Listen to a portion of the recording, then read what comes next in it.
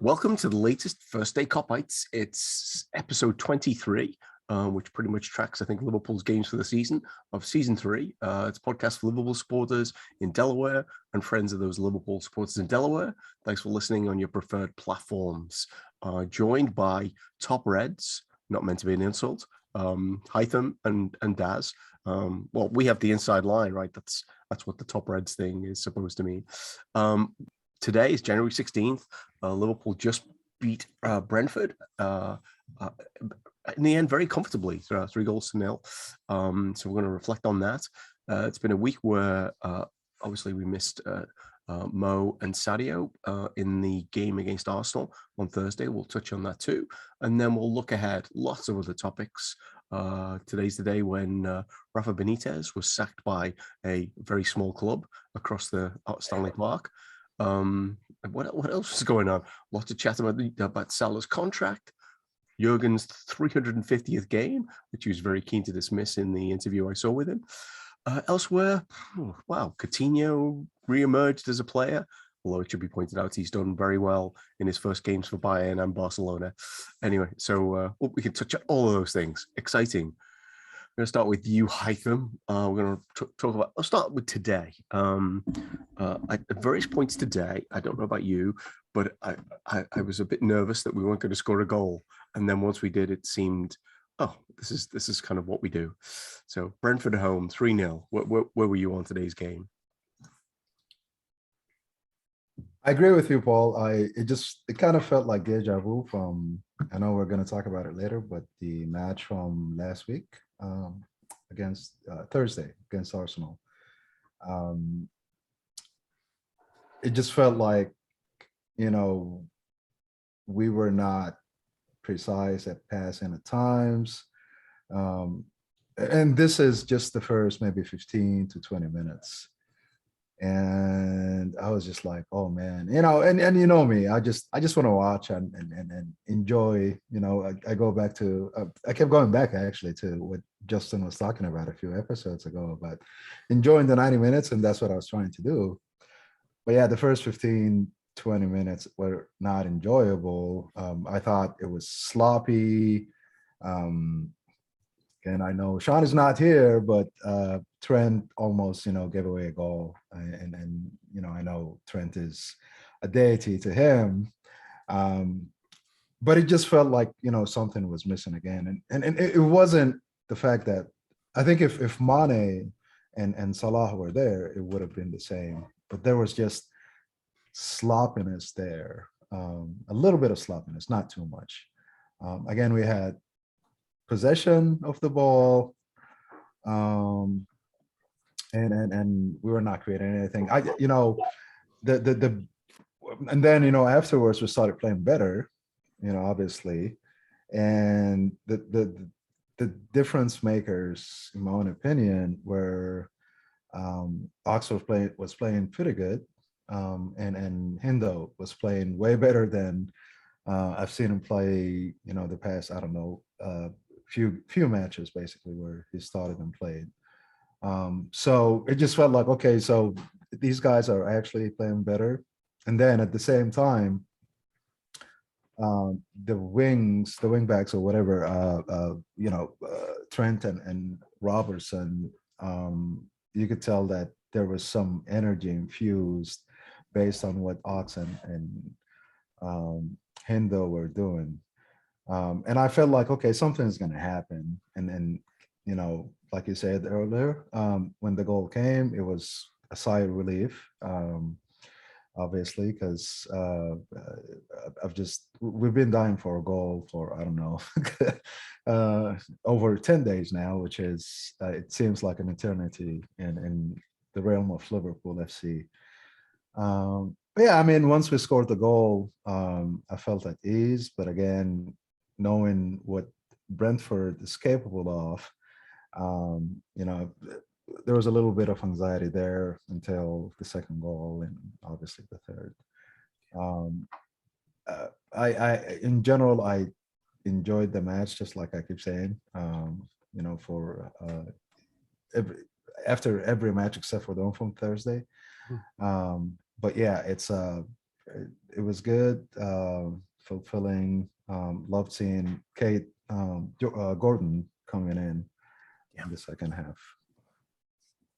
Yeah, definitely. I must admit I had some conflicted feelings as you were talking. I was just realizing, like I can verbalize them now.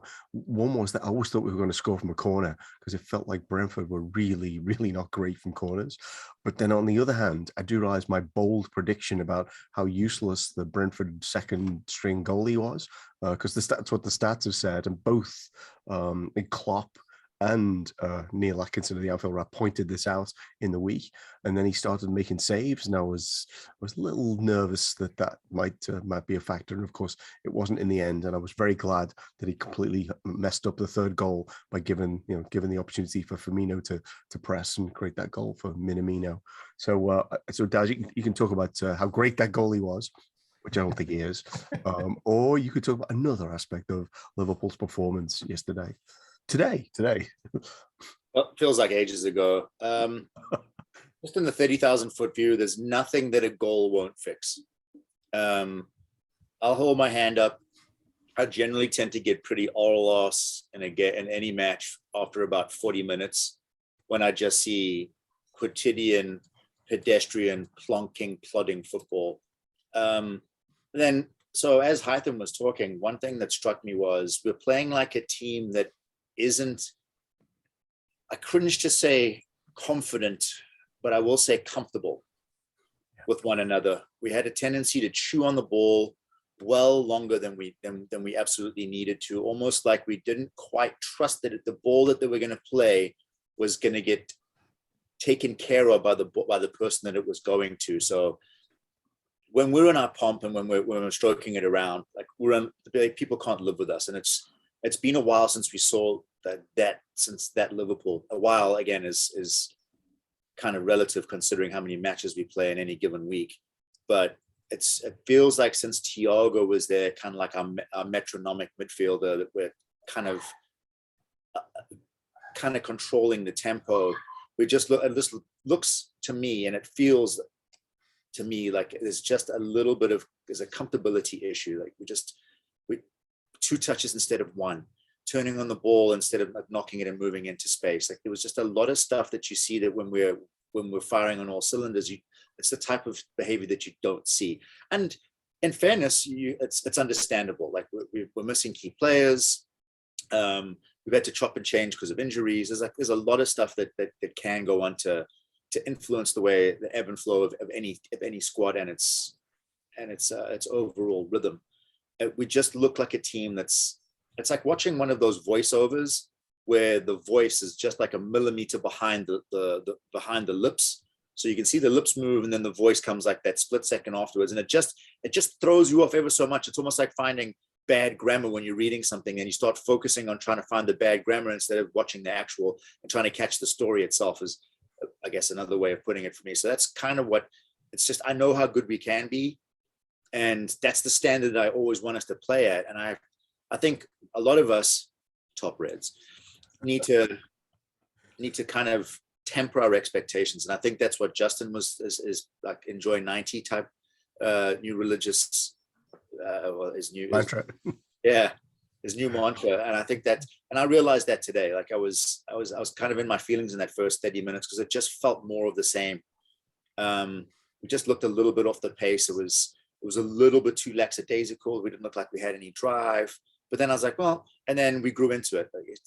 I think I typed Jesus Trent about 45 times and I had to delete them about 39 times. I only sent you guys once because you were just expecting me so much better, and he just doesn't look like he was at the races today, but he grew into it. Like, yeah.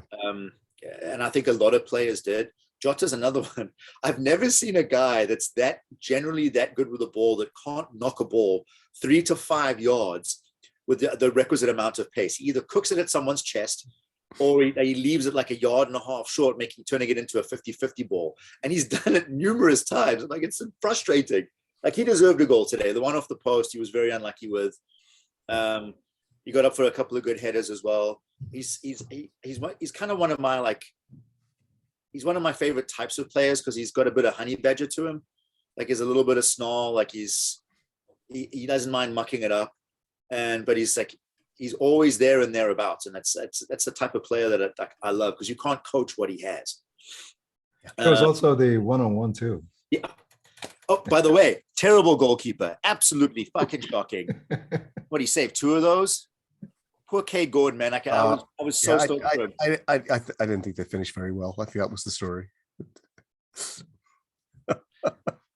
Well, there was Burgess one off the line too. I told you, like, and I thread, I was like, anytime someone says this goalkeeper is shite, I'm like, okay, so that just tells me that he's going to show up like pick best goalkeeper in the world at any given time here. And he made a couple of saves. Okay, all right. But that we should have been like 3 or 4 ahead, like before that 3rd goal went in, like legitimately. Yeah. Anyway, so I took a deep breath at halftime. I'm like, look, we've got enough to win this game. I don't think Brentford had. I watched them against Southampton, and I think that this is their mid-season swoon. You find a lot of teams that come up from the championship, or what are we calling it now?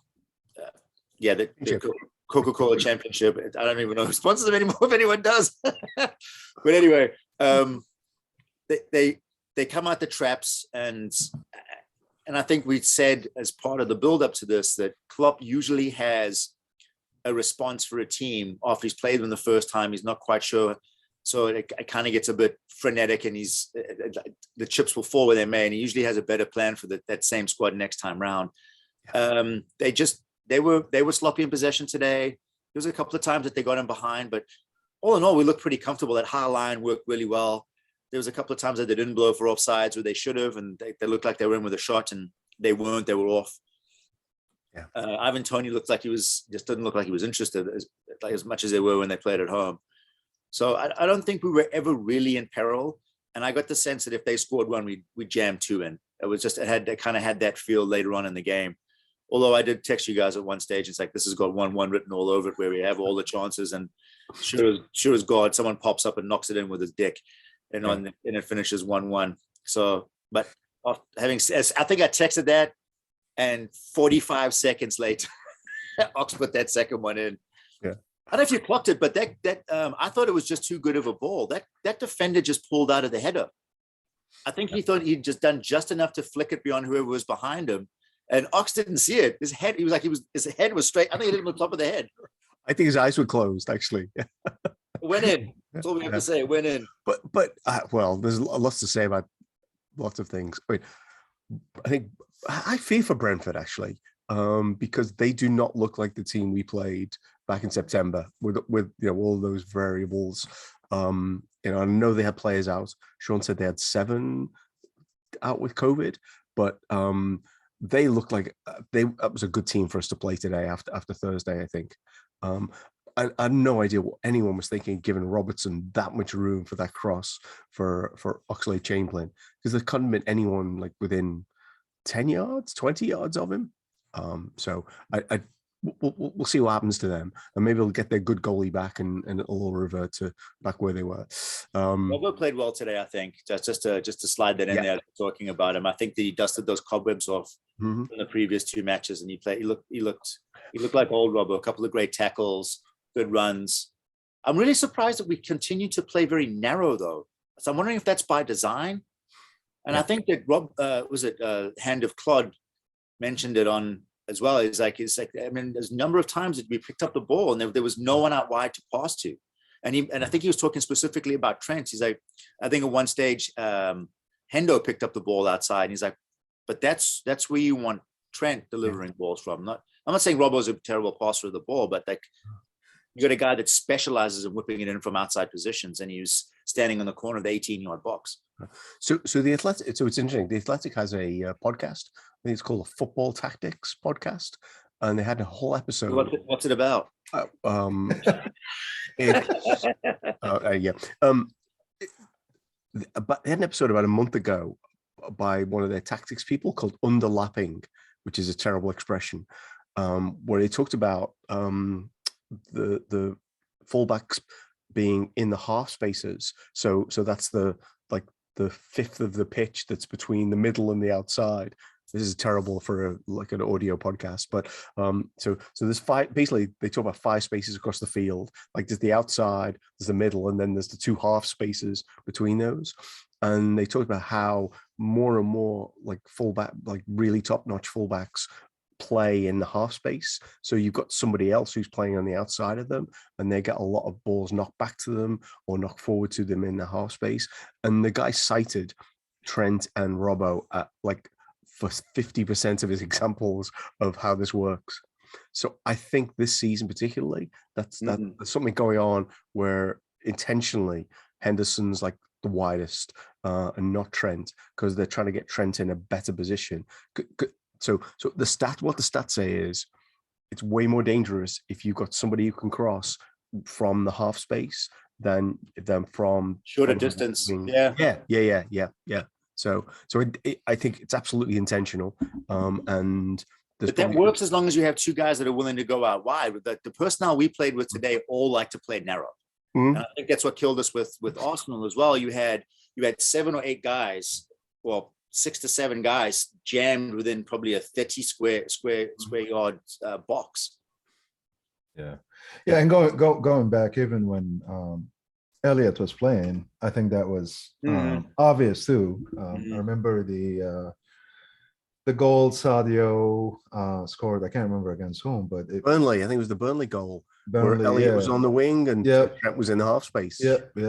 So I mean it's obvious, it's by design, but like Dad said, it doesn't work when you have like 10 people in the box or 11 people, in their half playing. I don't know. I'm not an expert, Klopp and the coaching staff know more than anyone, and they have their things. Again, I think you guys have seen the assessment Sean shared with us, and I care about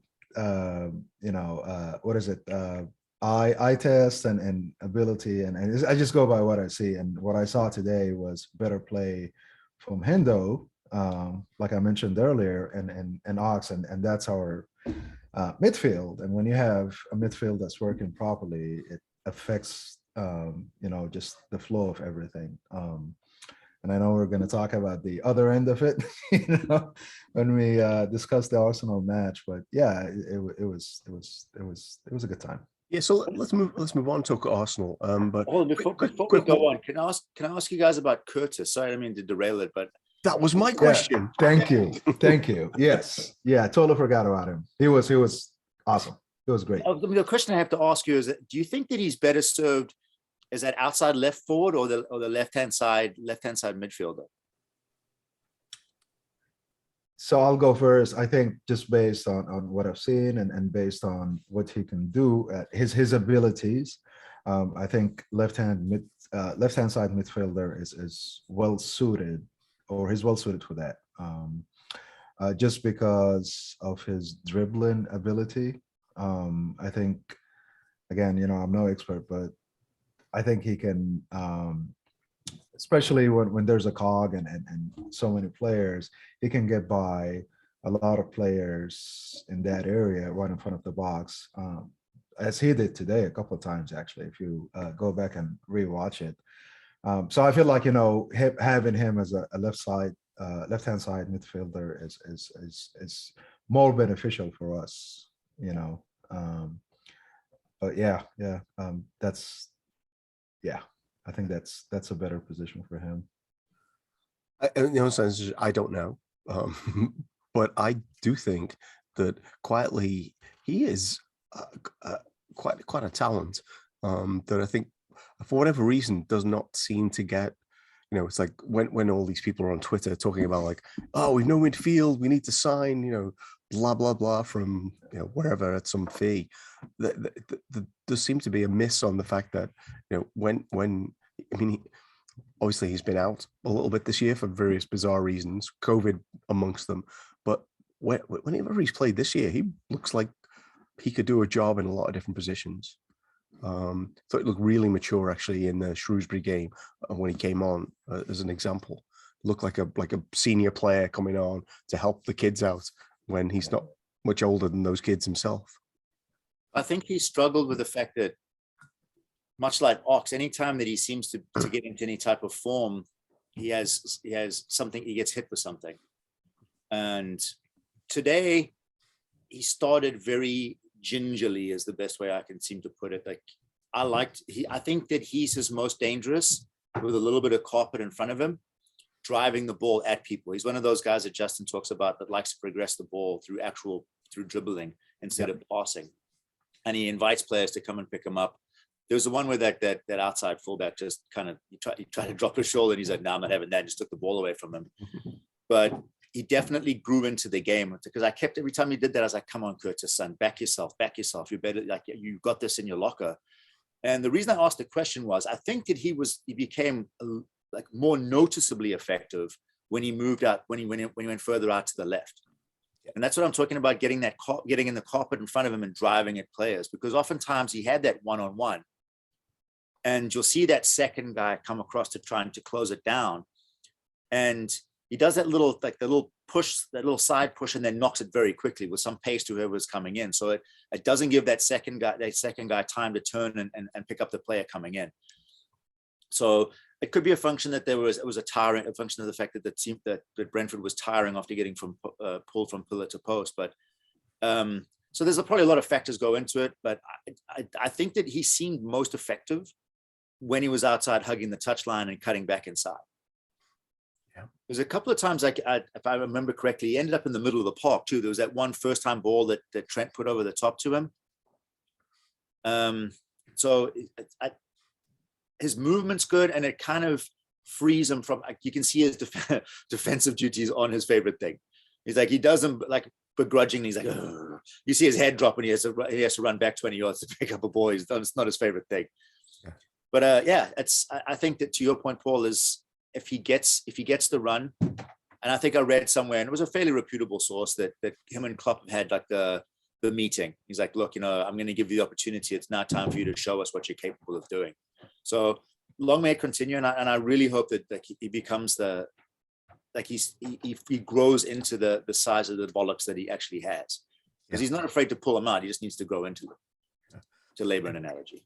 I do think there's so there was one game, and I can't remember which one it was. Was it the Shrewsbury game where Klopp was clearly upset with him? And I think one of the reasons that Klopp is upset with him as much as anything else, because he didn't take him off after being upset with him, is that I think he has so much potential that sometimes he doesn't always live up to it. But I do think quietly today that was quite a if that had been some 50 million, well, I've got to get my numbers right, 50 million signing from some obscure French team, like, people would have been like, oh, he was definitely value for money. Yes, great job. Yeah. Yeah, the other aspect of his game that's pretty underrated actually is his shooting ability from, like, right in front of the 18 yards box. So that's another thing that I think if he goes out wide a lot, I don't know. I just feel like it's really promising, and he can develop into a pretty reliable midfielder when it comes to shooting. I think out of all of our midfielders right now, except maybe for Thiago, he's got the best expected. I don't know what the term is. At the goals, yeah, expected shots, I guess. Oh. From outside the box. Yeah. So I'd like for him to get better at that, I think he's got a lot of potential there. He knows how to welly it. You've seen a couple of good strikes from him, that was the one that he hit that went straight to the goalkeeper. Was a good dig. Like, he did everything right. He drove at guys, dropped a shoulder, beat a couple of guys. You know who else used to enjoy doing that and was terrible at it at the beginning and got really, really good at it? Philippe Coutinho. Yeah. Ooh. Yeah. Oh, we're going to go on that tangent yet? Should we just do a quick round on the Arsenal game then? 0-0. I have a perspective. And obviously I didn't feel this at the time or even the day after, but I'm looking at it now with the benefits of seeing us play, I think, reasonably well with a lead. And the perspective is this, which was that I felt like the circumstances conspired against us, because I thought we started that game quite brightly. And I watched I did watch the first 15 minutes back, so I know this is true. And what we needed was more time for Minamino, Firmino, and Jota to gel and playing against a low block of 15 defenders, which is what it felt like, even though we know it was only 10. Just felt counterproductive, and the longer it went on, the more counterproductive it felt, even though, probably should have won the game in the end with the Minamino chance, which I loved it. Andrew Beasley, friend of the show, tweeted today that Minamino scored 5 of the 6 big chances he scored this season, and that was the one he didn't. So where are you now with the Arsenal game, Haitham? Obviously, we have a chance to rectify things on Thursday. We could touch on that. But what are your thoughts about the game itself? Are they going to be able to play Thursday? I don't know. Play the kids. Will they have enough players? Play the kids. Who knows? Who knows? Yeah. I don't even want to go on I think we might go tangent. There. We might go there, but let's reflect on last Thursday. I don't know. Let Xhaka play again, so we give him another red card. Yeah. well, that's the ridiculousness, right? Like, we haven't got a full team because we've got a player suspended. It's like, whose fault's that? Yeah.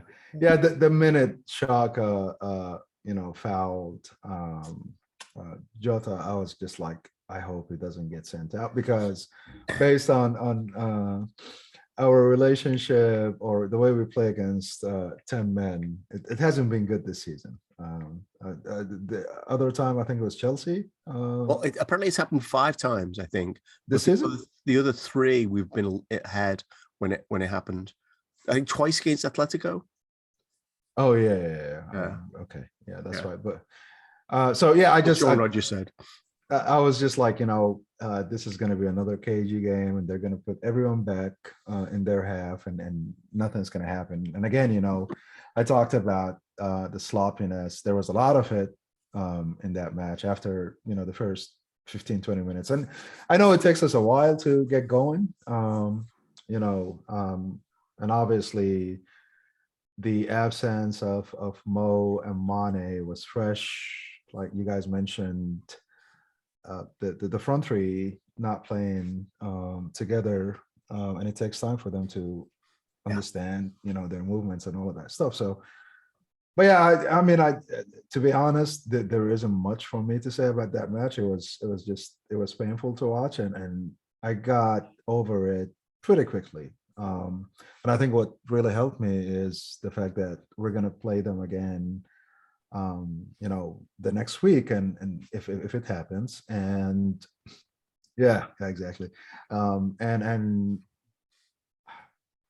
I said I wasn't going to make any more predictions because I happen to be the biggest jinx ever. But the least I can predict is it's not going to be the same type of game, or match. We'll see. Yeah. So yes, there is, if it happens, kind of moment.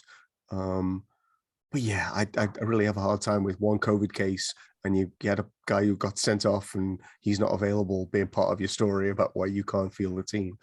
And you send 2 squad players. You're allowed 2 squad players to go out on loan too. Yeah. So so I fear we'll get into last week's topic of why did Liverpool suffer such vilification for like asking for one game to be postponed when they did actually have a whole load of positive COVID cases, unlike some of the other people that we're now learning about. But there were false positives, Paul. Come on. Yeah, that was part of that huge narrative, or the huge conspiracy narrative, wasn't it? It's like, it's got to be like, someone posted with the odds of like the likelihood of that many false positives. I actually saw someone say, well, they swabbed the same guy 11 times. I'm like, this is done by an independent organization. Yeah. It's like the league shut down. It wasn't the league, but it was like, I think it was part of the parameters of the originally closing the league down. Yeah.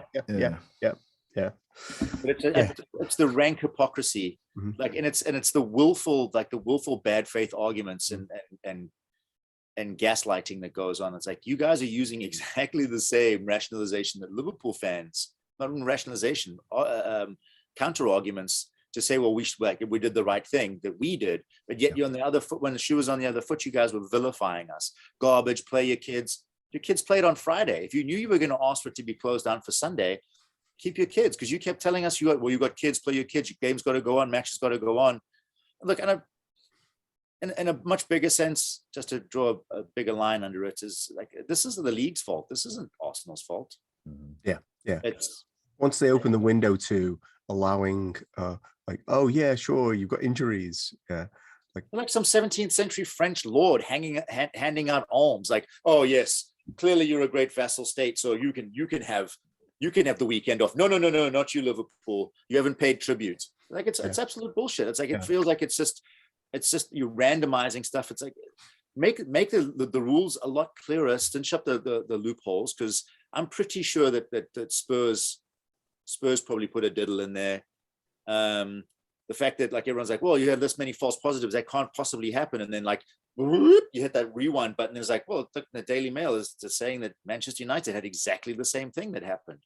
Yeah, were they swabbing the same person? Did we go and swab one of their guys for ours? Like it's like it's up to you guys to make it plain what needs to happen. Otherwise, people will always find loopholes.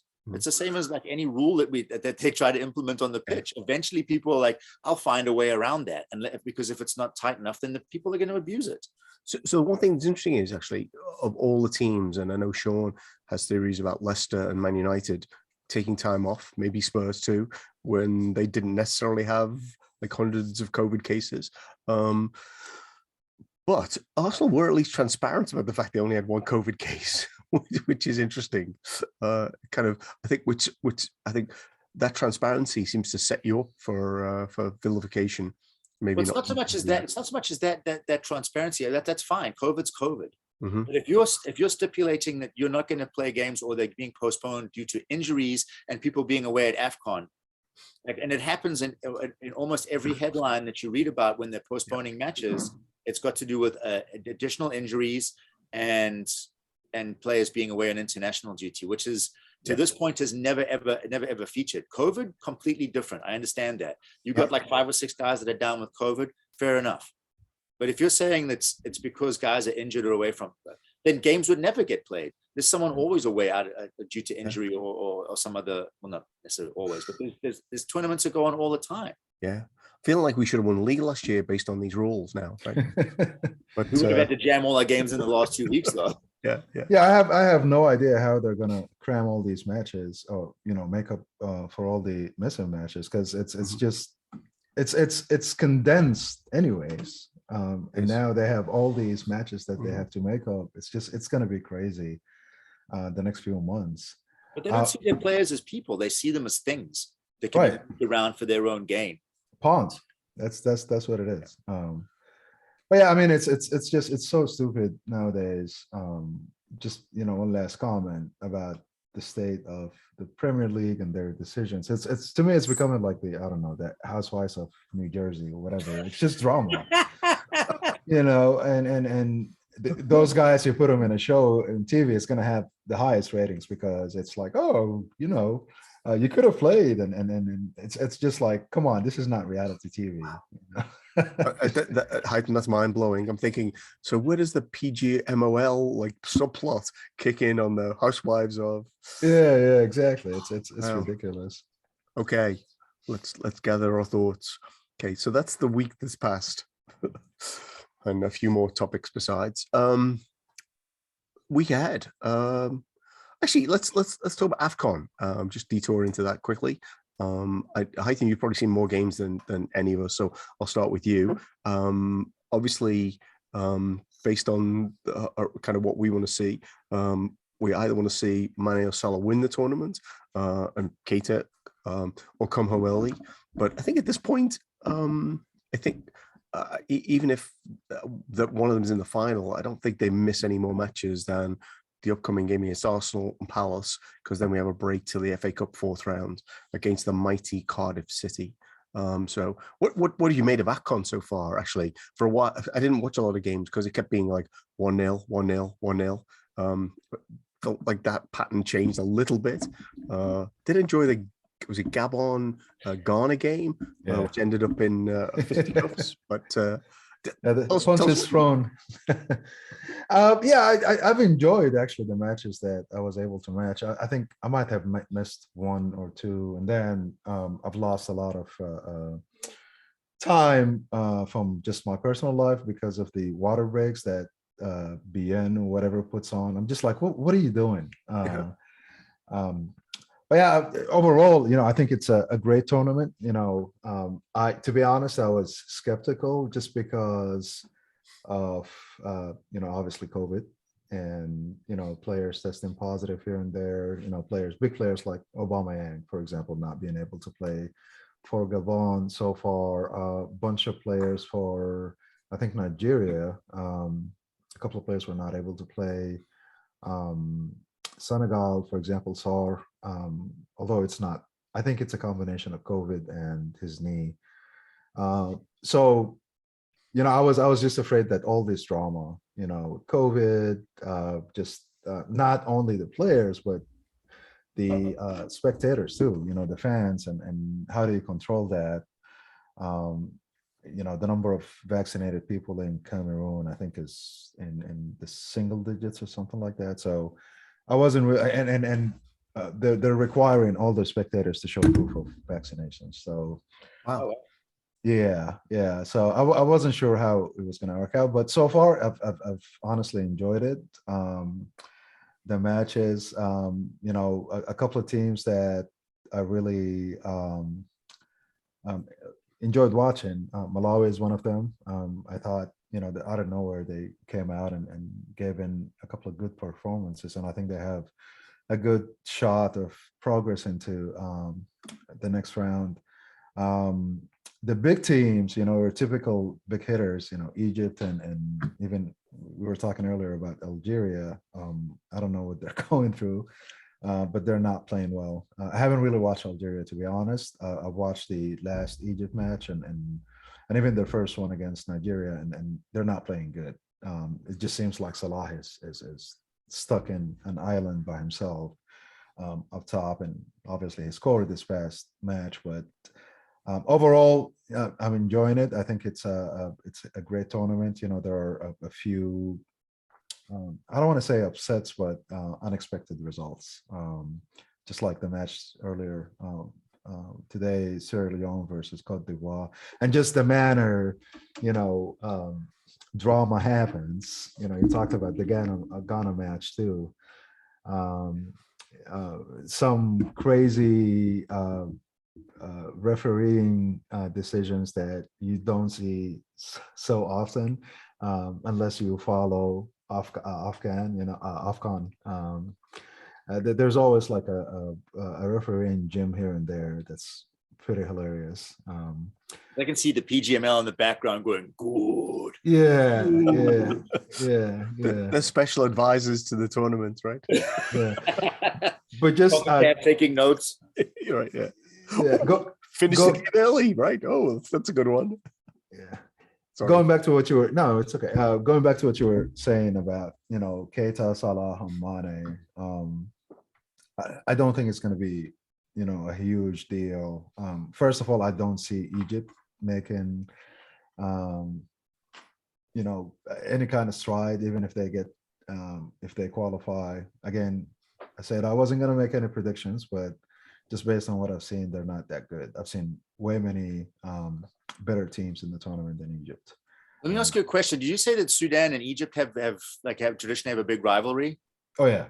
So this is so if Sudan wins, Mo comes home. Yes, but Sudan is not going to win. But Sudan is my birth country, by the way. Who I do not root for in this tournament. I root for all the teams, by the way. But they're not pretty good. They probably have one, maybe two decent players. So even, they try hard and everything. The goalie is it's against your nearest rival. It's against a big rival. If they win, they go through. Yeah. Man, there's a lot at stake here. There is, but just based on what I've seen from this team, they beat Nigeria actually to qualify to AFCON. last year. Sudan? Top of the group, Nigeria. Yeah, Wow. yeah. Ah, Last year to qualify to AFCON, they beat Nigeria 1-0. But I just don't see it happening. And then the rivalry has been there. I mean, I remember since I was a kid growing up there, and it goes back historically like thousands of years because of the pharaohs and the Kushites from the Sudan not liking each other and conquering each other or whatever. So it kind of like a trickle down or ancient beef. I love it. yeah, ancient beef. Yeah, we don't like each other. So if that comes out tomorrow, is it tomorrow? Yeah, tomorrow. If it comes out tomorrow or whatever, then it might get interesting. So is it offensive that Egypt calls themselves the Pharaohs? Is that meant to be? It's not offensive. I mean, they are the pharaohs, but we are the Kushites. The Sudanese. So they're the pharaohs. We're the Kushites, and we had. I think we call them pharaohs too. Our own pharaohs. We have our own pyramids or whatever. But part of the history, and if you're Egyptian and you're listening to this podcast, I'm sorry to say this, but they've done throughout history, they've done anything they could to diminish the importance of our historical heritage. And they actually won the biggest thing, and go ahead and Google it. I'm not going to talk about it, but the dam at Aswan was built, and it destroyed a whole lot of land in the north of Sudan, where most of our, monuments, historical, artifacts and all of that stuff were there, not discovered and all of that stuff. And then they're just gone now. And no one can get to them. So thank you. Sorry, I dove into a history lesson, but I feel like we should come back to AFCON next week, actually, because I think the tournament, I think we'll be through the group stages by next week. So we'll know what happened in the Sudan-Egypt game and what's going on elsewhere. But I had not realized, so clearly I need to make more of that we're learning like political, historical things in the podcast now, way beyond, I think, our original intentions. Yeah, I'm definitely not rooting for Mo on that match. I love Mo, but this is bigger than Mo. Okay. This is bigger than Liverpool. This is history. So, any other thoughts about AFCON, Daz? Have you seen much of AFCON, actually? I just don't want to pay in. Otherwise, I probably would have watched all the matches. Yeah. And for kind of the same reasons that Haitham was talking about, it's not that I'm not interested in watching the African Cup of Nations. It's just that it's as simple as me being an all ass about beIN. If it was on Fox Sports or ESPN, I'd probably soak it all up, because there's usually pretty good drama in the African Cup of Nations. And you've seen, like, what, in the first week there's been shitty timekeeping that's borderline criminal. The guy should probably be investigated for, see if there's like a chunk of money that's in his account that wasn't there before. And like there's been fisticuffs on the side of the pitch. There was that game today. Like there's thrills and spills in the AFCON, man. It's like you never know what you're gonna get. It's just as simple as like I beIN will not see dime one of my money. beIN is a bit bizarre. So some of the games have got like regular coverage. Well, they show the whole match, but I experienced yesterday that thing you described where someone gets injured and they go off to a commercial break. Yeah, and then the game's restarted when they come back. So it's dependent on where it's showing. If it's showing on beIN Sports, then it's the full match. But if it's beIN Sports Extra, that's when you get all the water breaks. Commercial bonus. Wow. The commercials. I'm just like, this is not basketball, guys. This is not American football. You can't do that. I know you're showing it in America, but I have to say, yesterday, I think I can't remember which game it was. It was the Egypt game, but they had a commercial for the fact they're showing polo, like the most elitist sport in the world, and it's like, so this is your other offering. You've suddenly got AFCON to show, and now your alternatives are polo. I don't know, and tiddlywinks. I can't remember whatever other sports they've got. It feels like we don't even see commercials. That's the thing. it's based on the provider. So I have it through Oh. YouTube TV, and, Yeah. and it doesn't show commercials. It just says water break. It's just a screen that says water break. Oh, You know? Yeah. so on Fubo we get commercials. Yeah. Polo. It's a joke. I'm definitely yanking it next week. Yeah. Or I think I'd prefer the water break thing. Anyway, so AFCON. Wasn't part of the beef about Newcastle's ownership the fact that like Saudi Arabia doesn't show beIN Sports, or they one of the highest rates of piracy? Yeah. beIN Sports has a lot of adverts for stuff, Qatari stuff. Yeah, as well as polo. Yeah, they were showing. What was it? I think I was waiting for a match to start, and it was something about with Ruth Hullet and visiting Qatar. Oh, I've seen that multiple times. Yeah. I'm just like, a tangent. Yeah. It is a tangent, but I think what it says is there's Qatari soft power is doing very well. Yeah. I'm just like, did you take him to the tombs of all the workers that perished over the past few years building your gigantic stadiums? They don't get tombs. I'm sorry, we're closing down your social media accounts. You can't talk about that. Wow. Yeah, we got into. I'm sure we're going to talk more about Qatari politics as we get closer to the World Cup, which I'm still not sure I'm going to watch. But the same one that what's his face Cantona won't watch. I'm like, dude, you fly kicked someone in the crowd, which is a hate crime of its own. You're talking about human rights violations. I think, mate. Yeah, he's not the person to be the face of this, but really they are a whole different level. So AFCON, somehow we descended into Middle Eastern politics. Wow. And Eric Cantona. At least it wasn't Cristiano Ronaldo. That's actually the first reference to that man on our podcast, and hopefully it's the last. Let's going forward. So obviously Naby, Sadio, and Mo will not be available on Thursday when we rejoin playing Arsenal. Let's do this quickly because there's a lot we don't know. But what's your hot take on how Thursday's game is gonna play out, Haitham? So I think, sorry if you hear my cat is going nuts.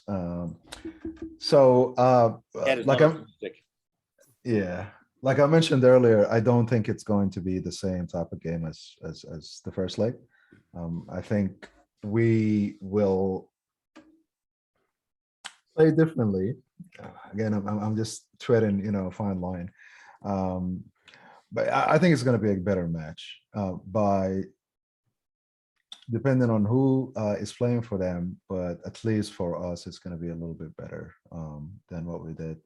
I'm not going to predict the score because every time I do, it's the opposite. So I'm just going to stop there and pass the ball to Daz if he has any predictions. My prediction is more pain.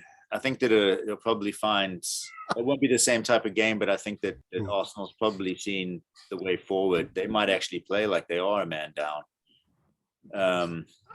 Not that they necessarily need to. Sometimes they do that all by themselves with 11 men on the pitch.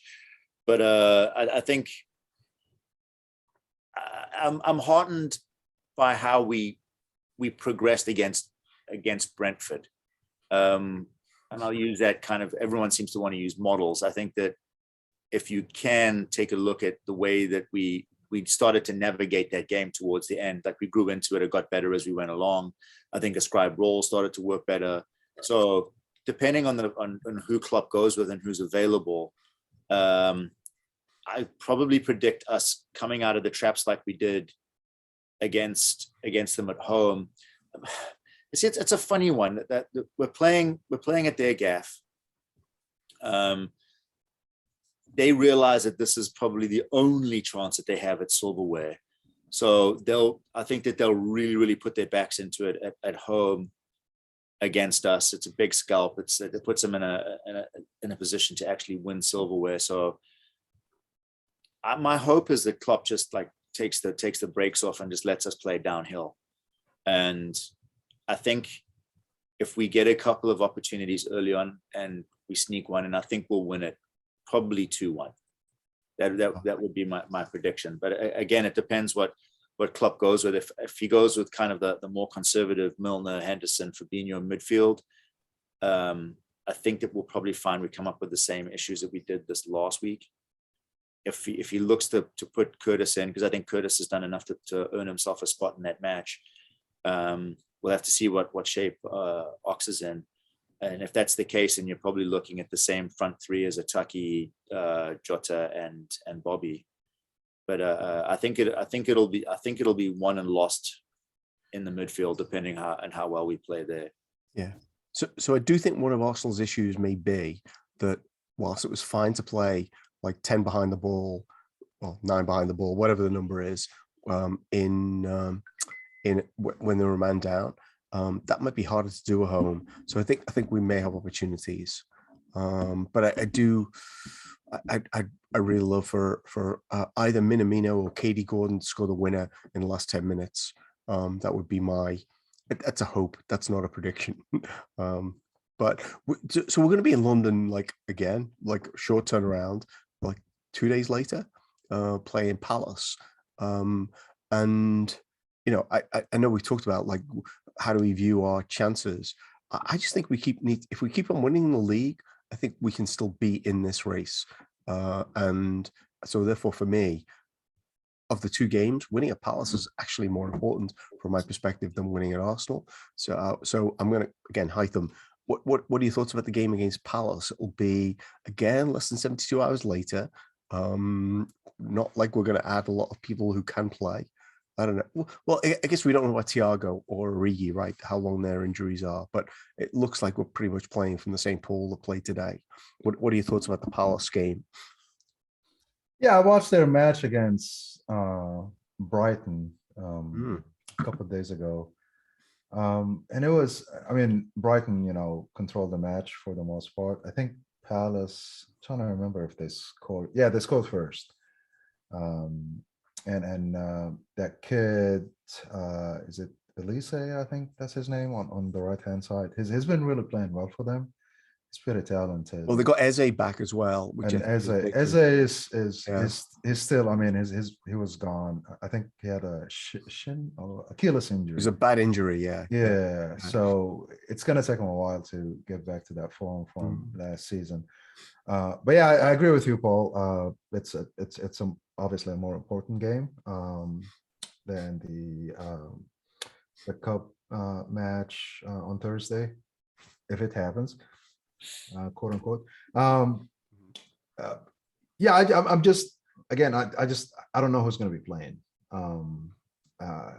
But I agree with you. If it's the same midfield from today, I think we have a good chance, you know, of winning that match comfortably. Just based on what I saw from Palace a couple of days ago when they played Brighton, and I'm actually happy we're not playing Brighton anytime soon. That team is just, they are, what's the word? They're just like leeches, you know. I'm not saying this to be offensive or anything, but it's actually a compliment to them. Except they do not score enough goals. Yeah, they don't. Except against us, of course, right? Yeah. One worldie and then one mistake by Robbo. Yeah. But yeah, to answer your question, yes, it's more important, obviously, for, you know, standings purposes, and just pulling away from Chelsea. I hope you just noticed that I'm not talking about the other team up top. City. I just no. Well, we're winning amongst teams that are funded by oil magnates. You know. Yeah, exactly. Yeah, this is. We're not talking about oil riches here, or affiliations. But yeah, I mean, you know, I guess to talk more generally, yes, you know, obviously, mathematically, we're not out of it. Chelsea is not out of it, to be honest. And you just never know what's going to happen, you know, the next few months, even with the mighty City and their 2 A teams or whatever.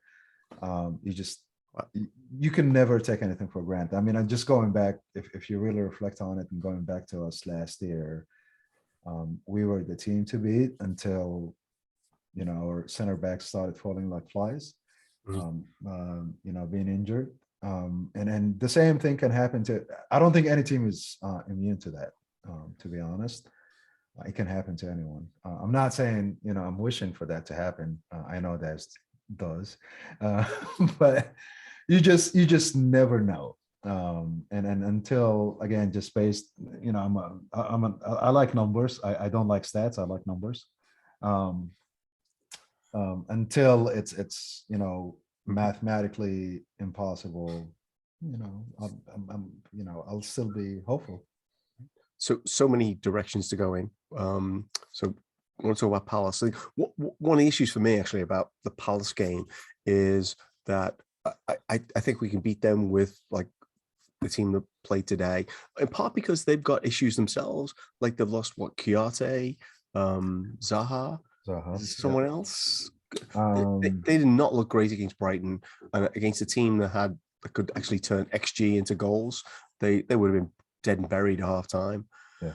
But the other thing I would say is that I know it looks like City are a long way ahead, but City lost to Palace, dropped points against Southampton. So I think there's a track record for them when the players return from AFCON for those teams to create issues for City, which maybe Chelsea with the weird Thomas Tuchel. And that was my other point, actually. You said, I don't know what we can predict. I think we can definitely predict a Thomas Tuchel meltdown is coming sometime soon. But back to Palace next weekend, Daz. It's always seemed to be a mixed bag for Palace, because I think that we still have that 3-3 somewhere like lodged in the back of our minds, like some sort of tire marked gum, that it's like they're our bogey team. And then you fast forward, and we've quietly put the lumber to them a few times, and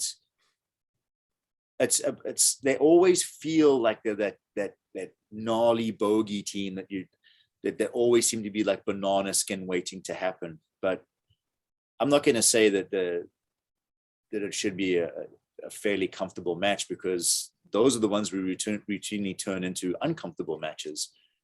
And I think Neil Atkinson said it best. I think he's probably right. Until we get the other guys back, the best thing that we can shoot for is not conceding. Like if we win a couple, good, but just not shipping goals. And today I don't think we were ever really in any well, it was the one where Trent gave it away, but we weren't really under any duress. So I think that's job done for our defensive unit. But to fast forward that to Palace, I've watched them a couple of times. They have something to them, but without Zaha and Konate, I think that they will struggle. And to Haitham's point, Eze's probably going to take a little while to knock the ring rust off. So I don't think that we'll trounce them, but I don't think it won't be like an all-out throwdown haymaker affair. I think that we should be able to control it. Having said that, I think it depends very heavily on what we do on Thursday. Yeah. Because 72 hours is a very, very quick turnaround. And as much as Klopp likes rhythm, these guys are going to need a bit of a rest. That's 4 games in 2 weeks. So it's one every 3 to 4 days. That's a lot of football. So I don't know. Prediction would probably be 2-0 us. It is at Selhurst Park, and that can be kind of a cauldron. It's a pretty tight stadium. Like anytime anyone goes there, they'll tell you it can be a very gnarly place to go and play. They do have cheerleaders though. Yeah, they did. So by the way, they did point out that Palace's away record is horrible in the Brighton game, and that the thing that's got them I don't know, to mid-table, wherever they are, is their home record. So there's definitely more threat to them at home. The other person who's missing is Jonathan Ayew, right? The guy who never scores. Missing? Is he really though?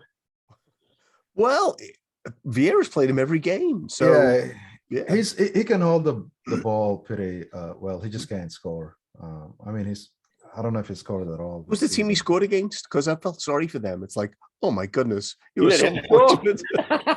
He did score against somebody. I can't remember who it was. It's probably Everton. No. Everton. So we probably should be wrapping up, actually. So lots of stuff we haven't yet talked about. So you can pick one topic. Here's the choices: Everton, Rafa, Coutinho has a really stellar game for 20 minutes for Aston Villa. For Haitham's benefit, thank you for pointing this out. Liverpool women are now 7 points clear at the top of the women's league, and Katie Stengel scored her first goal for the Reds. She'll be back in the Premier League next year, we hope. So that's one topic. Anyway, pick one. Haitham. Yeah, I'll pick the topic you just mentioned, Paul. Just the fact that our women's team is top of WSL2, which is the equivalent of the championship in the women's professional league in the UK. No, England. So they've been really playing well, and obviously they went through a lot of changes. I don't know if you guys remember, but they had the coach and one of the forwards last year in one of our hangouts, with the OLSC, and both of them are not there anymore. So they changed coach. They got rid of a lot of players. I think they got rid of, I'm using the word "got rid," but they had an agreement to part ways with another player today, actually. And then last week it was Rinsola, which I thought, Babajidi, who I thought was their best players. But it just feels like they're really working on something, and obviously I hope that they get promoted back to the top league. But I'm just wondering how much investment is going to be done by the owners towards that segment of the club.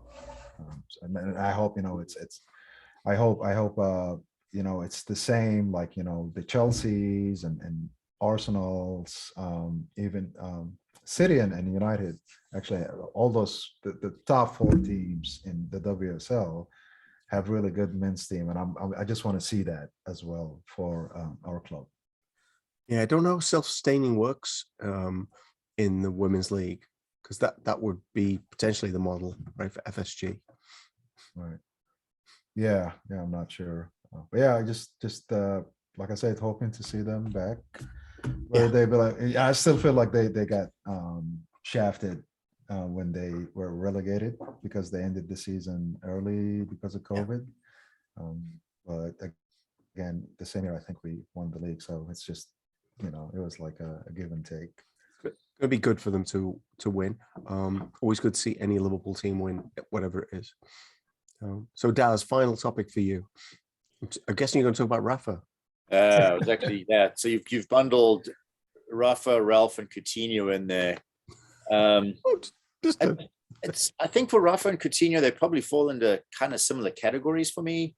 2 people that you probably loved beyond loving, for them to do what they did. Because think about it, Rafa ended up at Chelsea and then worse yet at Everton. So I can understand the fume. It's like he just makes some really bad choices as a manager. I think that he was destined to fail when he went to Everton. I just don't think that the club that everyone says that Ken Wright said that the club that everyone's modeling their stuff after. I'm like, I don't think that that's true, Bob. They just seem to be all over the shop, and it's probably going to get a lot worse before it gets a lot better. they should probably write the season off, look to try and stay mid-table, and then make a big push for someone that ostensibly will understand the fan base, and maybe galvanize. Because I think that Rafa came with too much baggage. He was a Kopite. He'd also been at Chelsea. He was a fat Spanish waiter. There was a lot. He came with too much baggage to really be given a fair shake. But he chose that. And he also called him a small club. Yeah. Well, is he wrong? No, we can repeat it, right? Yeah. Shouldn't say it on the way in, though. Yeah. And I think Coutinho kind of fell in the same category for me. I absolutely loved the way he played football. It was just an absolute joy to watch. And then to watch him choose that path. Like, I'm not making excuses for him. He's a grown man, but the allure for a lot of Spanish South American players is to end up in Spain, and particularly Barcelona or Real Madrid, because of the two of the top teams in the world. But faking injury, buying not anymore. Yeah. But that second, and again, the conflict was there. Like I wanted to weep for him and with him when he scored, because it was against the Manx, and he came on and he played really well when he came on. And I had questions, because I didn't understand the hurt and the joy at the same time. But I think that it's only going to help Villa. They can definitely use someone that has his potential to unlock defenses. Yeah. But I don't know. I'll peep him from afar. I'll keep him on my radar. I don't have to do that with Rafa anymore, because I'm not sure he's going to get a job anytime soon. I don't think anyone's going to really try and take a punt on him. I think they'll take him back at Newcastle, actually. I mean, Eddie Howe, how many matches? He only won one. So yeah, I would not be surprised if they take him back. And to be honest, I think if they do, they'll have a better chance staying. Which I don't see them, avoiding relegation this year, even with whomever they sign or end up signing this January. But I think with Rafa, they might have a chance. But just imagine how many sofas you'll be able to buy too.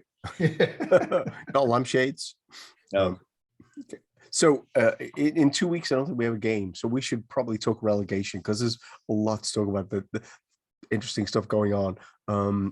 Everton are in 16th place. Right? Yeah, they are. Which could be Rafa's fault. Could be just that the team's shit. We'll see how that plays out. Yeah, so many things.